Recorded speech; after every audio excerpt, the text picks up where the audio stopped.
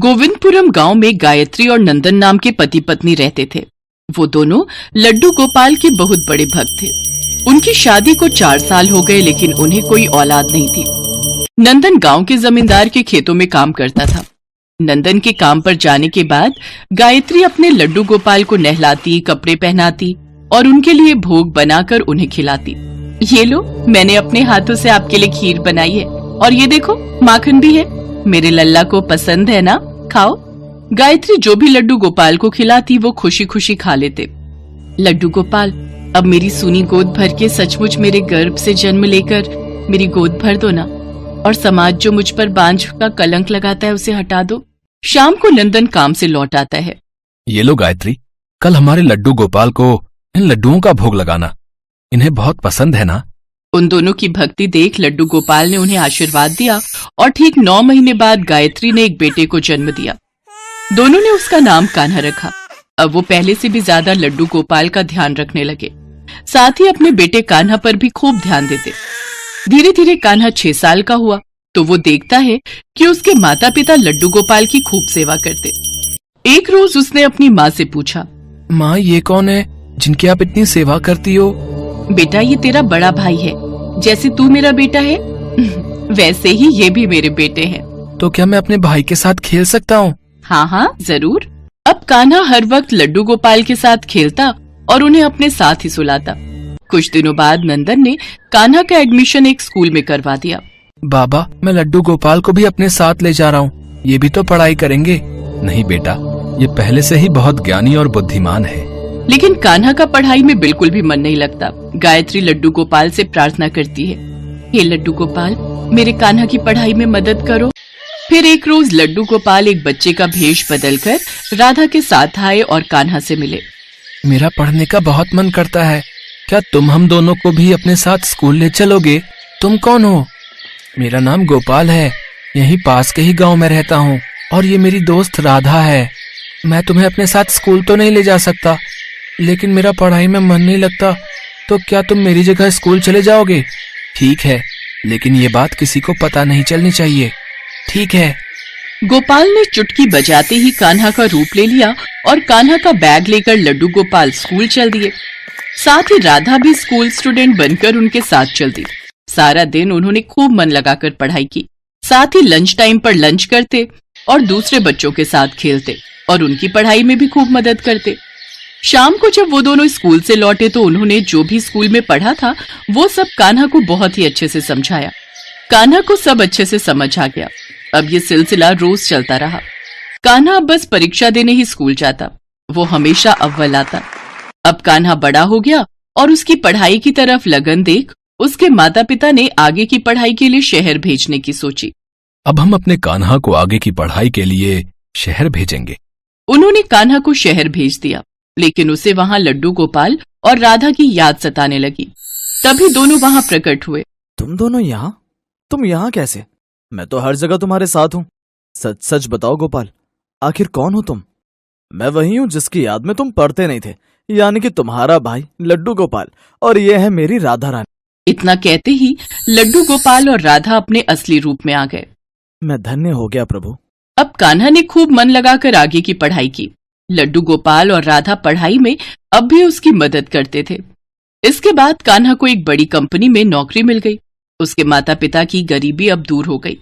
कान्हा ने उन्हें सारी बात बताई। मैं तो पहले से ही जानती थी कि मेरे लड्डू गोपाल हमेशा हमारी मदद करते हैं। आज हमारी खुशियों का कारण वही है। तीनों ने लड्डू गोपाल और राधा रानी को धन्यवाद दिया।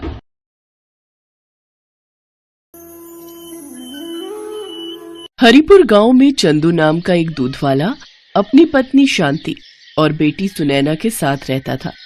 शांति स्वभाव से बहुत ही कंजूस थी। वो कभी भी किसी को 1 रुपया भी दान में नहीं देती थी। ओ सुनैना, ये दूध का भरा गिलास किसे देने जा रही है? माँ, वो एक बूढ़ी अम्मा दरवाजे पर खड़ी है, उन्हें बहुत भूख लगी है। माँ, हमारे पास तो बहुत सारा दूध है, मैंने सोचा थोड़ा सा दूध अम्मा को दे दूं। बड़ी आई गरीबों में फालतू का दूध बांटने वाली। ला इधर ला ये दूध का गिलास। पता है कितना महंगा दूध है ये? पाव भर दूध ऐसे ही दे दूं। और ये सब छोड़, तू जाकर ये मक्खन गांव में बेच कर आ। सुबह दूध बेचने गई तो मेरे पैरों में अभी तक दर्द हो रहा है। और कभी कोई कहे कि मक्खन के पैसे तेरे बापू को देंगे तो तू साफ बोल देना कि ये हिसाब अलग है और तेरे बापू अभी 8-10 दिन बाद ही शहर से लौटेंगे, तब तक इंतजार थोड़ी करेंगे। ठीक है माँ। सुनैना मक्खन बेचने चली जाती है। मक्खन ले लो मक्खन, ताजा ताजा मक्खन। अरे सुनैना बेटी, आज तू मक्खन बेचने आई है? सुबह दूध शांति दे गई थी। तेरे बापू घर पर नहीं है क्या? हाँ काकी, बापू कुछ दिनों के लिए शहर गए हैं। माँ सुबह दूध बेचने आई थी पर उनके पैरों में दर्द था, इसलिए अब मैं मक्खन बेचने निकली हूँ। अच्छा, ला 1 किलो मक्खन कर दे। और फिर इसी तरह सुनैना गांव में मक्खन बेचकर घर लौटी। उसके पास बहुत सारे पैसे थे। ये देखकर शांति खुश हो गई। अरे वाह, सुबह दूध की भी अच्छी कमाई हो गई और अब साथ ही साथ मक्खन भी बहुत अच्छे दामों में बिक गया। माँ, जब तक बापू नहीं आते तब तक मैं मक्खन बेच आऊंगी, इससे तुम्हें आराम मिलेगा। ठीक है, पर मक्खन अच्छे दामों में बेचना ताकि हमारी अच्छी कमाई हो। अब सुनैना रोज मक्खन बेचने जाने लगी। एक दिन सुनैना मक्खन बेचने जा रही थी।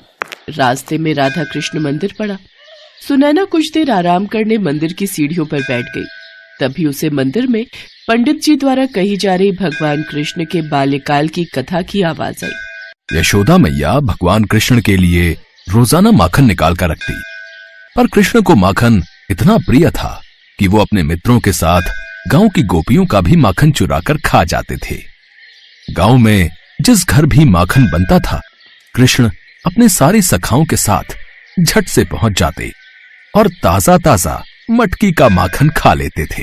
कृष्ण को माखन बहुत प्रिय है। पंडित जी, क्या भगवान कृष्ण को आज भी माखन का भोग लगा सकते हैं? हाँ बेटी, क्यों नहीं। भगवान कृष्ण तो प्रेम के भूखे हैं और माखन तो उन्हें बहुत पसंद है। पर गांव के लोग केवल जन्माष्टमी पर ही भगवान कृष्ण को माखन खिलाते हैं, और दिनों में कोई माखन नहीं लाता। पंडित जी चिंता मत कीजिए, अब मैं रोजाना कृष्ण के लिए माखन लेकर आऊंगी। ये लीजिए पंडित जी, मेरे पास बहुत सारा माखन है और इसमें से थोड़ा सा भगवान कृष्ण को खिला दीजिए। जीती रहो बेटी, खुश रहो। अब सुनैना रोजाना ही जब मक्खन बेचने जाती तो थोड़ा माखन भगवान कृष्ण के लिए निकालती और उसके बाद बचा हुआ माखन बेच देती। माँ, ये लो आज के माखन के पैसे। क्या बात है सुनैना, आजकल तू माखन के बहुत कम पैसे दे रही है, कहीं तू पैसों को खर्च तो नहीं कर देती? नहीं माँ, मैं तो सारा माखन बेच कर आती हूँ। वो तो लग रहा है गाय भैंस दूध पतला दे रही है, इसी कारण माखन कम निकलता है। कुछ तो गड़बड़ है, मुझे इसका पीछा करना होगा। जरूर सुनैना मेरे से झूठ बोल रही है।